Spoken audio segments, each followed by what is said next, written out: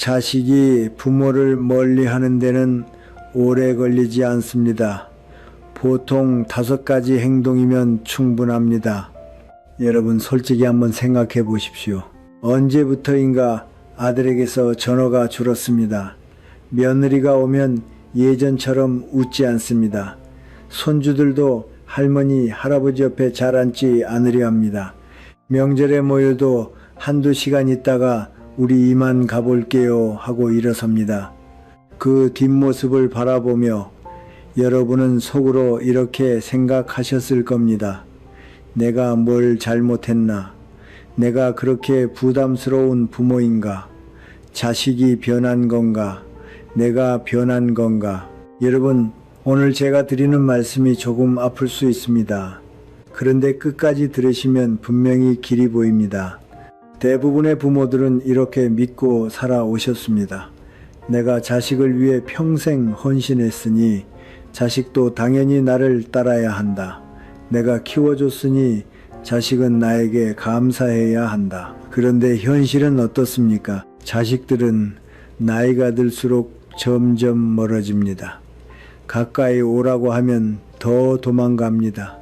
잡으려고 하면 더 빠져나갑니다. 그래서 많은 분들이 이렇게 결론을 내리시지요. 요즘 자식들은 다 그렇다. 세상이 변했다. 우리 자식만 그런 게 아닐 거다. 그런데 여러분, 정말 솔직히 말씀드리겠습니다. 문제는 자식이 아닙니다. 시대가 변한 탓도 아닙니다. 진짜 원인은 우리 부모 안에 있습니다. 자식이 부모를 멀리하게 만드는 부모의 행동에는 5가지가 있습니다. 그리고 이 5가지는 거의 모든 부모가 사랑이라는 이름으로 매일 반복하고 있는 것들입니다. 여러분이 자식을 사랑하지 않아서가 아닙니다. 너무 사랑해서 그런 겁니다. 그런데 그 사랑이 잘못된 방식으로 표현되면 자식에게는 사랑이 아니라 짐이 됩니다. 짐이 된 사랑은 자식이 도망가게 만듭니다. 오늘 제가 그 5가지를 하나씩 말씀드리겠습니다. 그리고 그 5가지만 멈춰도 자식이 다시 여러분 곁으로 돌아옵니다. 먼저 한 가지를 약속해 주십시오. 들으면서 화내지 마십시오. 들으면서 변명하지 마십시오. 그저 거울을 본다는 마음으로 들어주십시오. 그러면 오늘이 여러분 인생의 가장 중요한 하루가 될 수도 있습니다. 자, 그럼 첫 번째 이유부터 시작하겠습니다. 이건 아마 여러분이 가장 자주 하시는 행동일 겁니다. 그리고 가장 자식을 멀어지게 만드는 행동이기도 합니다. 바로 이것입니다. 첫 번째 이유는 잔소리입니다. 여러분 이 말을 들으시고 나는 잔소리 안 한다 하시는 분들이 분명 계실 겁니다. 그런데 잠시만 멈춰서 생각해 보십시오. 자식이 집에 왔을 때 여러분의 입에서 가장 먼저 나오는 말이 무엇입니까? 옷이 그게 뭐냐? 머리는 왜 그렇게 길렀냐? 살이 너무 쪘다. 얼굴이 왜 이렇게 안 좋냐? 요즘 회사는 잘 다니냐? 돈은 모으고 있냐? 아이는 언제 가질 거냐? 운전은 천천히 했냐? 여러분, 이게 다 잔소리입니다. 부모는 사랑이라고 생각합니다. 걱정이라고 믿습니다. 자식이 잘 되라고 하는 말이라고 자위합니다. 그런데 자식의 귀에는 어떻게 들리는지 아십니까? 너는 부족하다. 너는 내 기준에 못 미친다. 너는 아직도 미덥지 못하다. 이렇게 들립니다. 여러분, 사람의 뇌는 참 정직합니다. 칭찬을 들으면 다가가고 싶어집니다. 지적을 들으면 멀어지고 싶어집니다. 이건 머리로 통제되는 게 아닙니다. 본능입니다. 자식도 똑같습니다. 부모 집에 가면 또 무슨 소리 들을까? 또 뭐 가지고 트집 잡힐까? 이런 생각이 들면 발걸음이 무거워집니다. 처음엔 한 달에 2번 가던 것이 한 달에 1번이 되고 2달에 1번이 되고 결국엔 명절에만 얼굴 보는 사이가 됩니다. 서울 강북구에 사시는 박영자 씨 이야기를 잠깐 드리겠습니다. 올해 67이신 박 여사님은 아들이 하나 있습니다. 결혼해서 손자 둘을 두었고 회사에서도 자리를 잡은 성실한 아들입니다. 그런데 언제부터인가 아들이 집에 오는 횟수가 줄기 시작했습니다. 박 여사님은 답답했습니다. 며느리 때문인가? 회사가 바빠서인가? 아니면 내가 뭘 잘못했나? 어느 날 며느리가 조심스럽게 한마디를 남겼습니다. 어머니, 우리 남편이 어머니 댁에 다녀오면 항상 일주일은 기분이 안 좋아요. 박 여사님은 깜짝 놀랐습니다. 내가 뭘 했다고? 나는 그저 아들 걱정해서 한 말인데. 그런데 며느리가 조심스럽게 풀어놓은 이야기를 들으니 박 여사님은 가슴이 철렁했습니다. 엄마, 너 왜 이렇게 살이 쪘니? 회사는 잘 다니는 거니 잘리는 거 아니지? 그 옷 입고 다니면 사람들이 뭐라 안 하니? 손자하고는 좀 보내라. 너희 그러다 뒤처진다. 박 여사님이 2시간 동안 아들에게 던진 말들이 그대로 며느리의 입에서 흘러나왔습니다. 그 2시간이 아들에게는 평가받는 시간이었던 겁니다. 여러분, 이게 잔소리의 무서움입니다. 부모는 한마디 했다고 생각하지만 자식은 10마디로 듣습니다. 부모는 잊어버리지만 자식은 가슴에 새깁니다. 부모는 오늘 한 말이지만 자식은 평생 그 말을 기억합니다. 잔소리는 물방울과 같습니다. 한 방울은 시원합니다. 2-3방울은 견딜만 합니다. 그런데 매일 같은 자리에 떨어지면 어떻게 됩니까? 단단한 바위도 결국 패입니다. 부모의 잔소리도 똑같습니다. 한두 번은 약이 되지만 매번 만날 때마다 반복되면 자식의 마음에 구멍을 만듭니다. 그 구멍 안으로 자식의 사랑도 함께 빠져나갑니다. 공자께서도 비슷한 말씀을 남기셨습니다. 군자는 그릇이 아니다. 군자불기라는 말이지요. 사람을 자기 틀에 끼워 맞추려 하지 말라는 뜻입니다. 부모도 마찬가지입니다. 다 큰 자식을 내 그릇에 담으려 하면 자식은 그 그릇을 깨고 나갑니다. 그럼 어떻게 해야 합니까? 방법은 단순합니다. 자식이 오면 입을 닫으십시오. 이게 정말 어려운 일이라는 걸 압니다. 자식 얼굴만 보면 하고 싶은 말이 100가지가 떠오릅니다. 어디 다친 데는 없는지, 밥은 잘 챙겨 먹는지, 회사 일은 힘들지 않은지. 그런데 그 말을 다 꺼내면 자식은 진이 빠집니다. 대신 이렇게 해보십시오. 자식이 오면 먼저 묻지 마십시오. 그저 따뜻한 차 한 잔 내주고 옆에 앉아 있으십시오. 자식이 먼저 말을 꺼내면 그때 들으십시오. 그때 평가하지 마십시오. 평가하지 않고 그저 그랬구나, 힘들었겠다 이렇게 받아주십시오. 처음엔 자식도 어색해 할 겁니다. 어머니가 왜 이러시지? 무슨 일 있으신가? 그런데 2번, 3번 그런 만남이 반복되면 자식은 신기한 경험을 하게 됩니다. 부모 집에 다녀와도 마음이 무겁지 않다. 오히려 가벼워졌다. 또 가고 싶다. 여러분, 이게 핵심입니다. 자식이 집에 오면 마음이 무거워지는 게 아니라 가벼워져야 합니다. 그래야 또 옵니다. 여기서 또 한 가지를 기억하셔야 합니다. 잔소리를 줄이는 건 자식을 위해서가 아닙니다. 여러분 자신을 위해서입니다. 잔소리하는 부모는 늘 화가 나 있습니다. 늘 만족스럽지 않습니다. 늘 자식이 부족해 보입니다. 그 부족함을 채우려 매일 입을 엽니다. 그런데 그 부족함은 사실 자식의 부족함이 아니라 부모의 마음속 불안입니다. 자식이 잘못될까봐, 자식이 실패할까봐, 자식이 후회할까봐 두려운 마음이 잔소리로 새어나오는 겁니다. 여러분, 자식은 이미 다 컸습니다. 자기 인생을 살 만큼 컸습니다. 부모가 지켜야 할 자리는 앞에서 끌어주는 자리가 아니라 뒤에서 지켜보는 자리입니다. 오늘 한 가지만 다짐해 보십시오. 다음에 자식이 집에 오면 첫 10분 동안은 어떤 말도 하지 않겠다. 그저 따뜻한 눈으로 바라보고 좋아하는 음식 차려주고 옆에 앉아 있겠다. 이 10분이 여러분의 관계를 바꿉니다.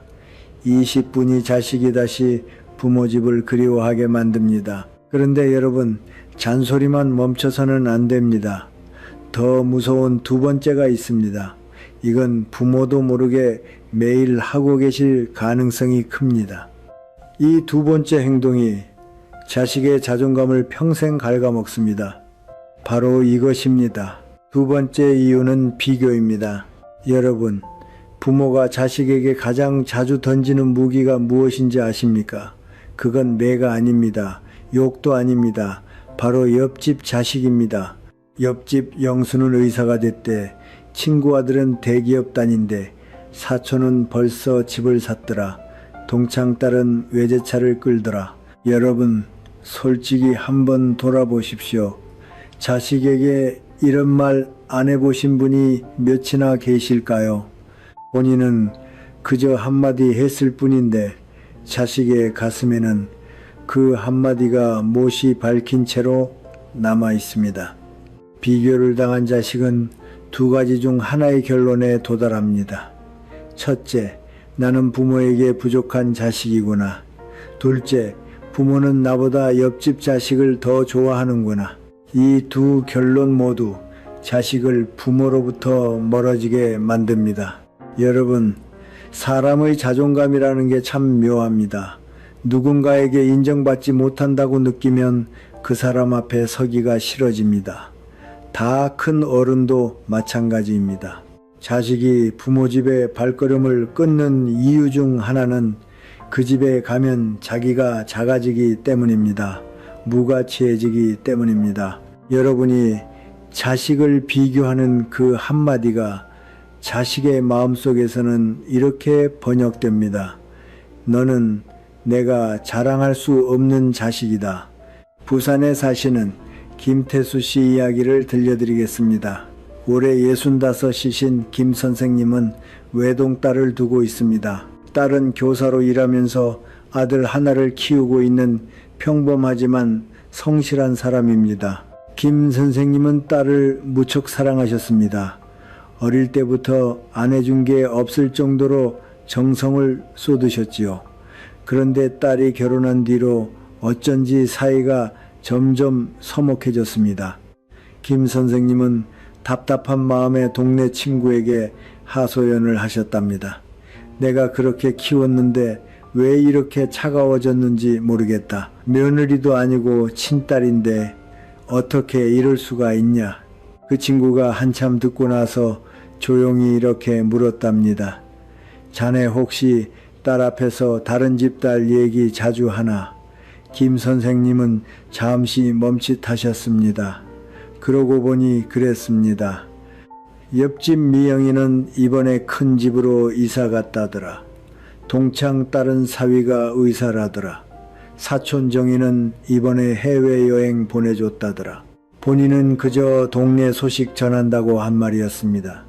그런데 그 말을 들을 때마다 딸의 표정이 굳어졌던 걸 김 선생님은 그제야 떠올리셨습니다. 딸이 어느 날 김 선생님에게 이렇게 말했답니다. 아빠, 나는 미영이 언니가 아니고 정이가 아니에요. 나는 그냥 나예요. 그런데 아빠 집에 갔다 오면 내가 누군가의 부족한 복사본 같은 기분이 들어요. 김 선생님은 그날 밤 잠을 못 이루셨답니다. 여러분, 비교는 칼입니다. 그런데 묘한 점은 그 칼의 베이는 사람은 자식이지만 흘리는 피는 부모의 사랑이라는 겁니다. 서울대 심리학과 곽금주 교수님의 연구에 따르면 부모로부터 비교를 자주 받은 자식은 성인이 된 후에도 부모 앞에서 자기 성취를 솔직하게 말하지 못하는 경향이 강하다고 합니다. 잘된 일이 있어도 부모가 다른 사람과 비교해서 깎아내릴까봐 미리 입을 닫는다는 거지요. 여러분, 이게 얼마나 슬픈 일입니까? 자식이 부모에게 자랑조차 못한다는 겁니다. 부모는 평생 자식의 성공을 응원했다고 믿지만 정작 자식은 그 성공을 부모에게 보여주기를 두려워한다는 겁니다. 그럼 어떻게 해야 합니까? 답은 단순합니다. 옆집 자식 이름을 꺼내지 마십시오. 다른 집 자식이 무엇을 했든 그건 우리 자식과 아무 상관이 없습니다. 옆집 영수가 의사가 됐든 변호사가 됐든 우리 자식의 인생과는 다른 길입니다. 우리 자식은 우리 자식만의 속도로 우리 자식만의 길을 걷고 있습니다. 부모가 해야 할 일은 그 길을 인정해 주는 겁니다. 대신 이렇게 말씀해 보십시오. 너는 너대로 잘하고 있다. 너는 우리에게 자랑이다. 너만큼 성실한 자식이 어디 있냐. 너 같은 자식을 둔 게 우리 복이다. 여러분, 이 말 한마디가 자식의 인생을 바꿉니다. 부모로부터 이 말을 들은 자식은 평생 그 말을 가슴에 안고 살아갑니다. 힘들 때, 좌절할 때, 자기를 의심할 때 그 말을 떠올립니다. 그리고 다시 일어섭니다. 여러분이 평생 자식에게 줄 수 있는 가장 큰 선물은 돈이 아닙니다. 집도 아닙니다. 너는 그 자체로 충분하다는 한마디입니다. 정약용 선생께서도 이런 가르침을 남기셨습니다. 사람을 키우는 것은 비교가 아니라 인정이라고요. 자식을 다른 자식과 견주는 부모는 결국 자식을 잃고, 자식을 있는 그대로 받아들이는 부모는 결국 자식의 마음을 얻습니다. 여러분, 오늘부터 한 가지만 약속해 주십시오. 자식 앞에서 다른 집 자식 이름은 절대 꺼내지 않겠다. 자식과 통화할 때, 자식이 집에 왔을 때, 명절에 모였을 때 그 어떤 순간에도 비교의 말은 멈추겠다. 그 침묵이 자식의 자존감을 지킵니다.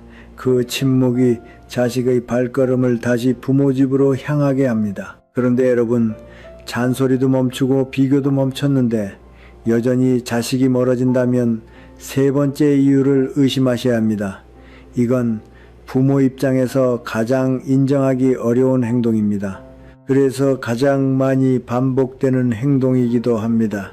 바로 이것입니다. 세 번째 이유는 죄책감 자극입니다. 내가 너 키우느라 얼마나 고생했는데 너 대학 보내려고 우리가 어떻게 살았는지 아니. 내 인생을 다 너에게 쏟아부었다. 내가 너 때문에 평생 못한 게 한두 가지가 아니다. 여러분, 이런 말 자식에게 해보신 적 있으십니까? 본인은 그저 사실을 말한다고 생각하실 겁니다. 부모가 자식에게 헌신한 것은 분명한 사실이니까요. 그 고생을 자식이 알아줬으면 하는 마음 너무나 자연스럽습니다.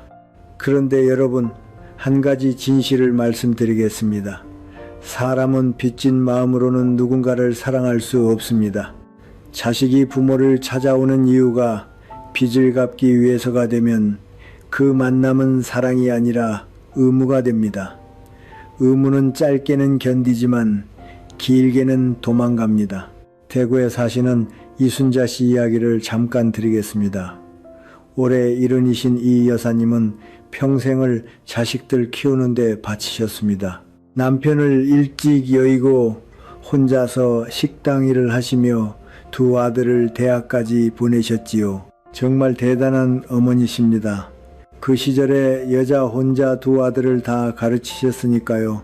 그런데 아들들이 결혼하고 자리를 잡은 뒤로 이상하게도 어머니를 찾는 횟수가 줄기 시작했습니다. 처음엔 한 달에 2번이던 것이 1번이 되고 두세 달에 1번이 되더니 명절에도 잠깐 들렀다 가는 사이가 되었습니다. 이 여사님은 가슴이 무너졌습니다.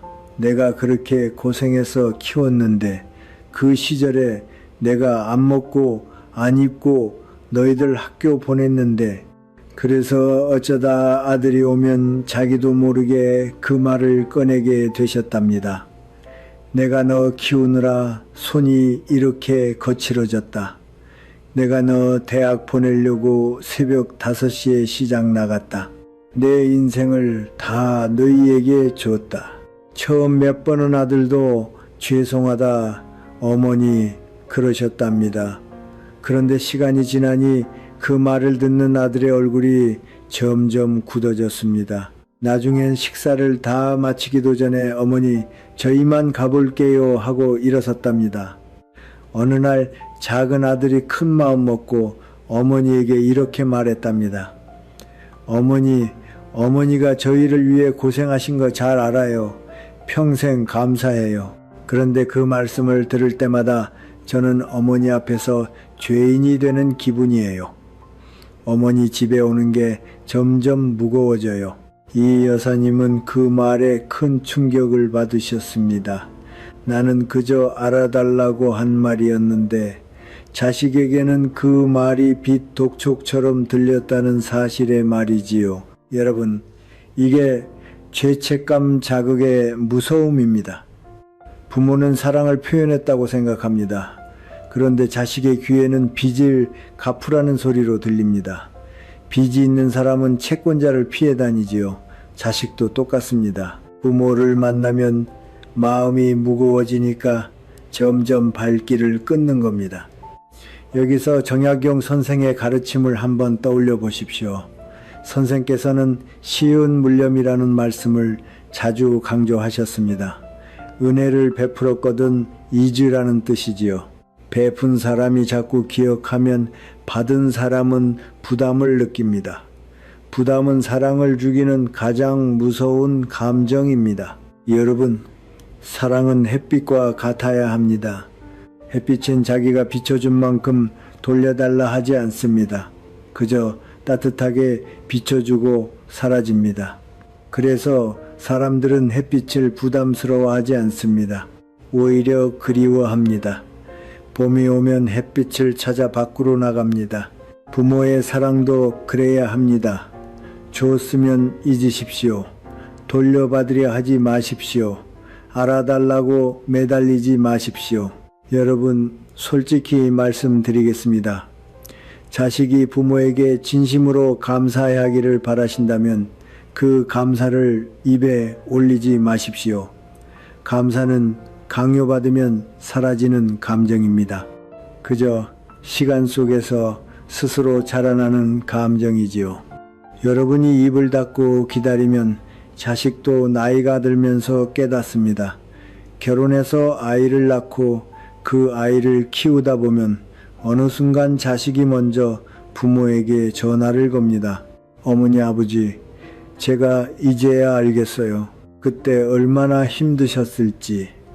이 말을 듣는 부모는 평생을 보상받습니다. 그런데 이 말을 들으려면 부모가 먼저 그 자리에서 침묵하고 기다려야 합니다. 반면 부모가 매번 그 고생을 강조하면 자식은 그 말을 평생 듣고도 깨달음에 도달하지 못합니다. 왜냐하면 강요받은 감사는 진짜 감사가 아니기 때문입니다. 그럼 오늘부터 어떻게 하시면 좋을까요? 자식에게 했던 모든 말 중에서 내가 너 때문에 라는 표현부터 지우십시오.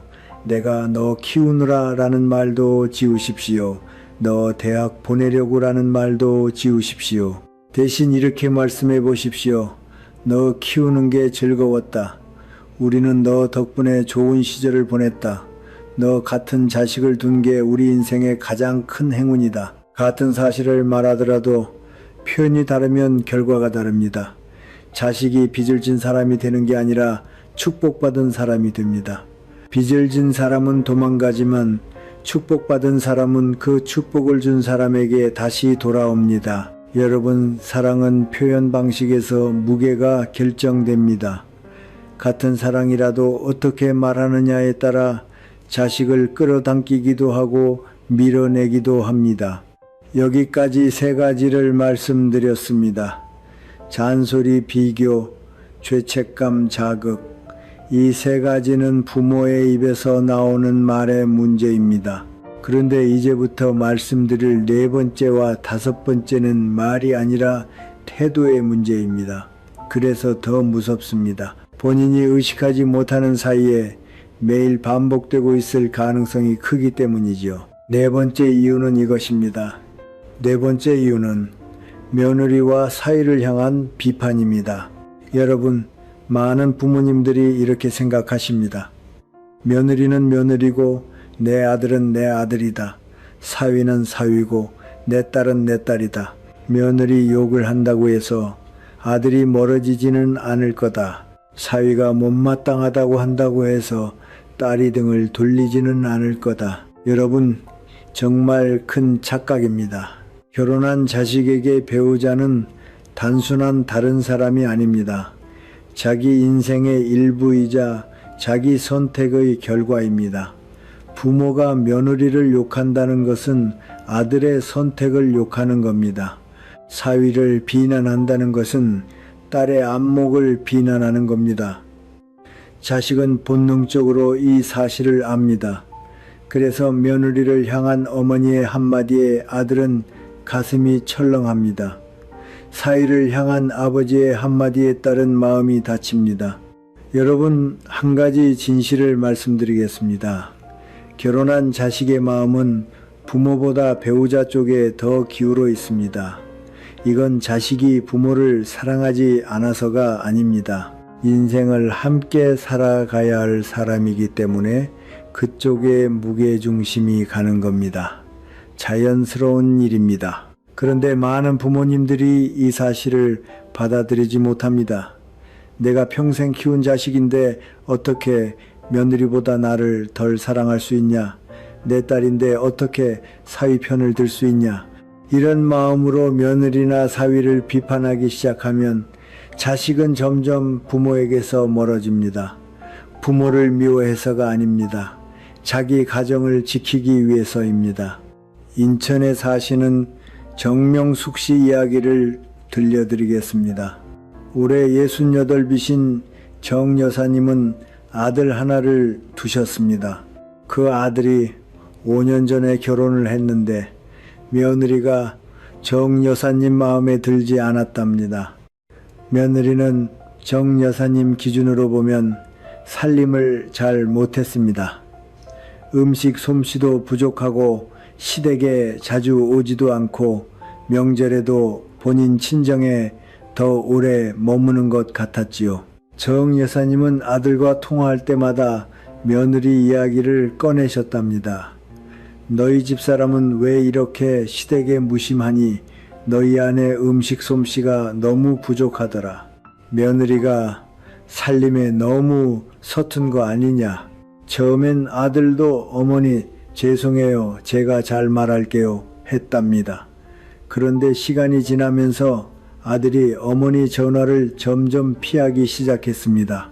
받지 않거나 받아도 짧게 끊었습니다. 정 여사님은 답답해서 다른 어머니들에게 하소연을 하셨답니다. 요즘 아들들은 다 마누라 편이다. 어떻게 자기 어미보다 마누라가 우선이냐. 그런데 정 여사님의 친구분 중에 지혜로운 분이 한 분 계셨습니다. 그분이 조용히 이렇게 말씀하셨답니다. 자네가 며느리를 욕할 때마다 아들은 두 가지 중 하나를 선택해야 하네. 어머니 편에 서서 자기 아내를 깎아내릴 것인가, 아니면 아내를 지키기 위해 어머니로부터 멀어질 것인가. 자네라면 어느 쪽을 택하겠나. 정 여사님은 그 말에 충격을 받으셨답니다. 자기가 그동안 아들에게 잔인한 선택을 강요해 왔다는 걸 깨달으신 거지요.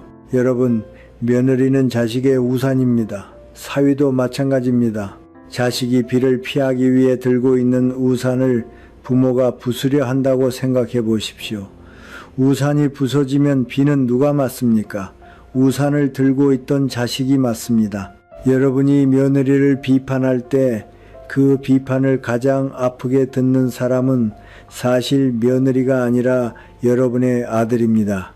사위를 깎아내릴 때 그 말에 가장 상처받는 사람은 사위가 아니라 여러분의 딸입니다. 심리학에는 이런 말이 있습니다. 부모가 배우자를 비난하면 자식은 자기 자신을 비난받는 것처럼 느낀다고요. 왜냐하면 그 배우자는 자식이 직접 선택한 인생의 동반자이기 때문입니다. 그럼 어떻게 해야 합니까? 답은 명확합니다. 며느리에 대한 평가를 입 밖에 내지 마십시오.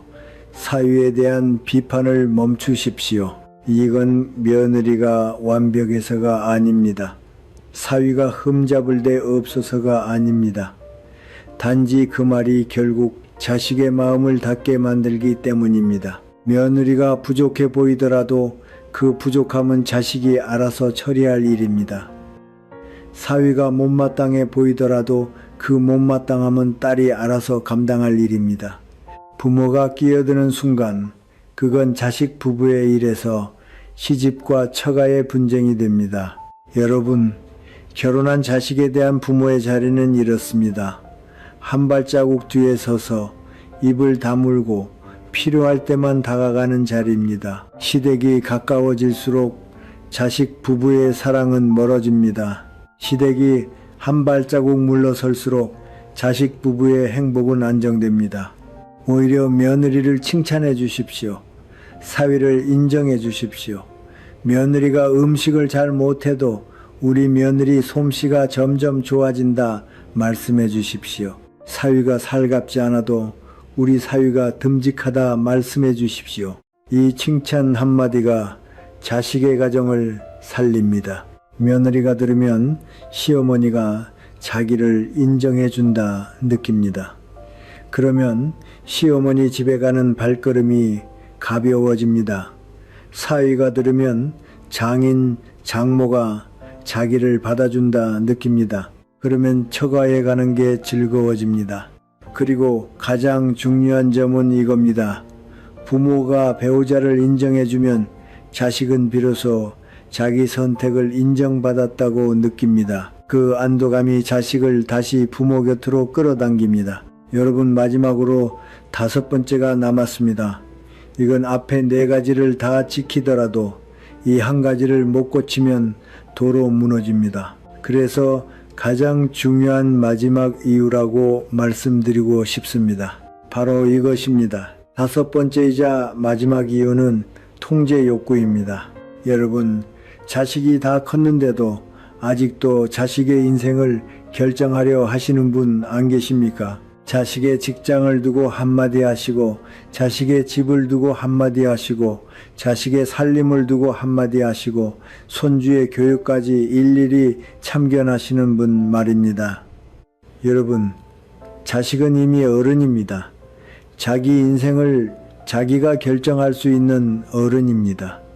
그런데 부모가 그 결정에 매번 끼어들면 자식은 어떻게 됩니까? 자기 인생을 자기 손으로 못 살고 있다는 답답함이 쌓입니다. 그 답답함이 결국 부모로부터 도망가게 만드는 겁니다.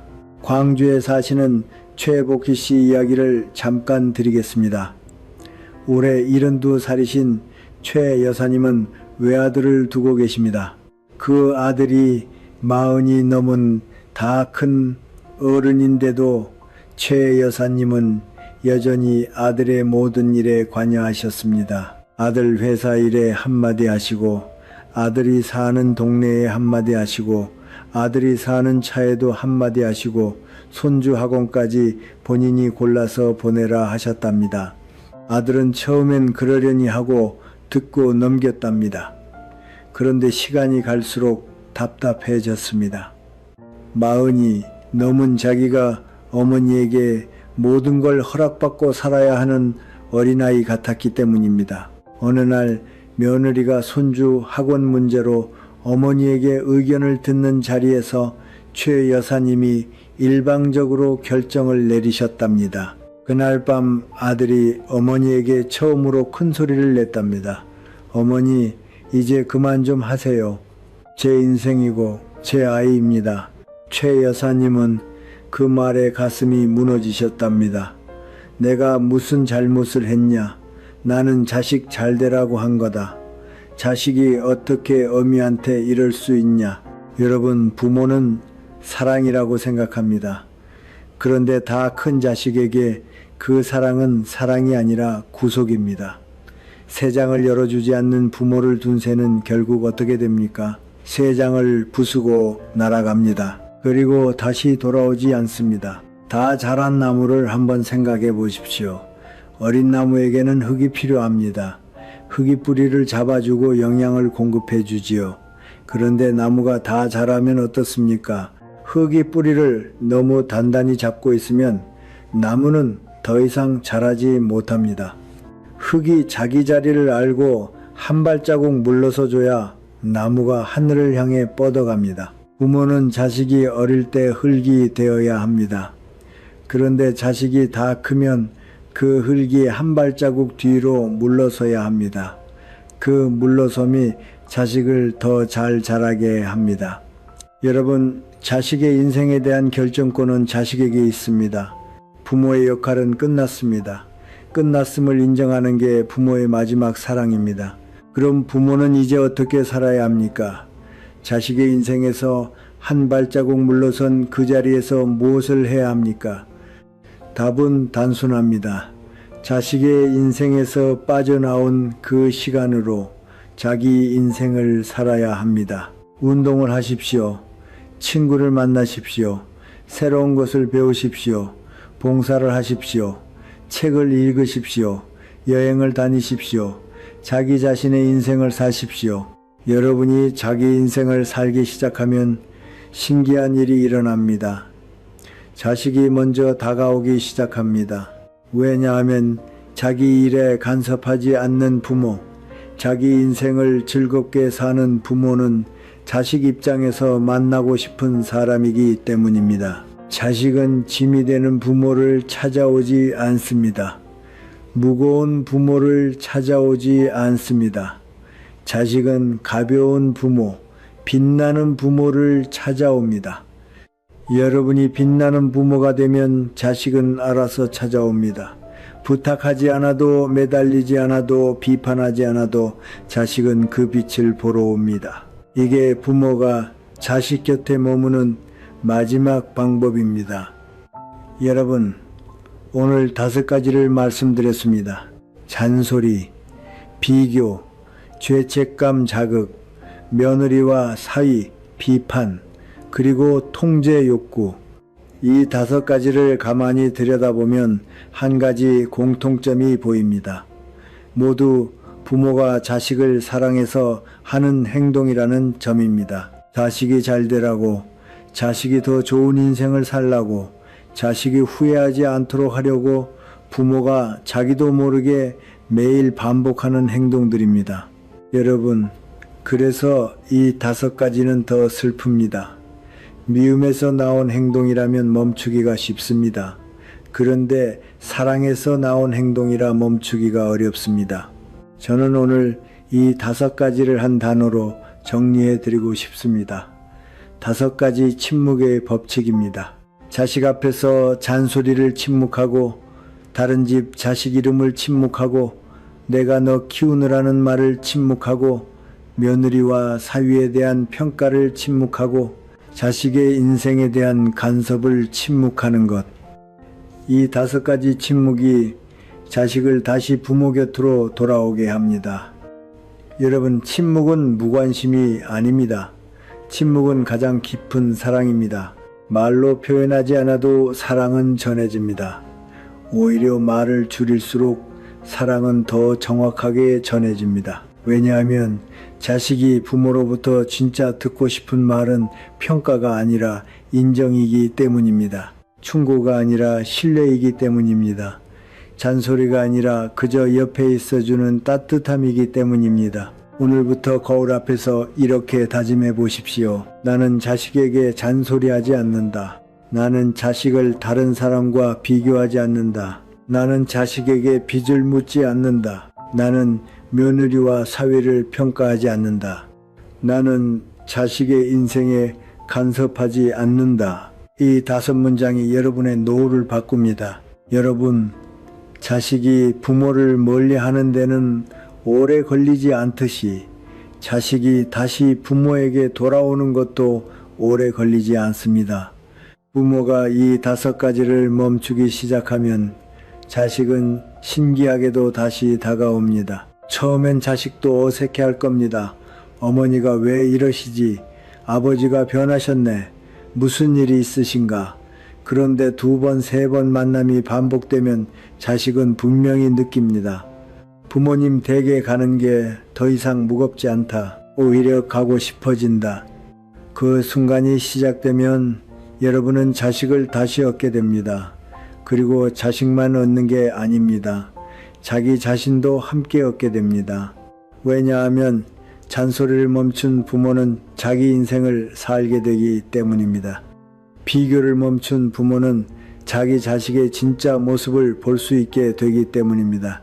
죄책감을 강요하지 않는 부모는 자식의 사랑을 강요가 아니라 선물로 받게 되기 때문입니다. 며느리와 사위를 인정하는 부모는 가족이 2배로 늘어나는 기쁨을 누리기 때문입니다. 자식의 인생에서 한 발자국 물러선 부모는 비로소 자기 인생의 주인이 되기 때문입니다. 여러분, 자식을 잃은 부모는 사실 자식 이전에 자기 자신을 먼저 잃은 사람입니다.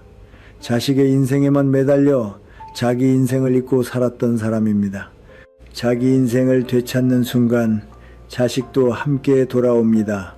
오늘 마지막으로 한 가지만 부탁드리고 싶습니다. 자식이 다음에 집에 왔을 때 아무 말도 하지 마십시오. 그저 따뜻한 차 한 잔 내주고 좋아하는 음식 차려주고 옆에 앉아 미소만 지어 주십시오.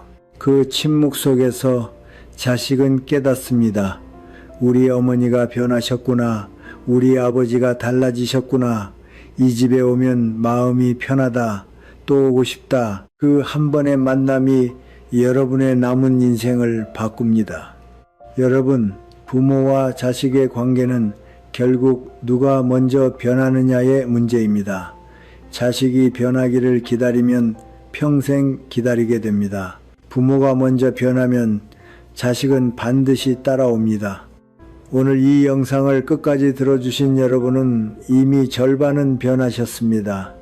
나머지 절반은 실천입니다. 다음 만남에서 단 한 가지만이라도 멈춰 보십시오.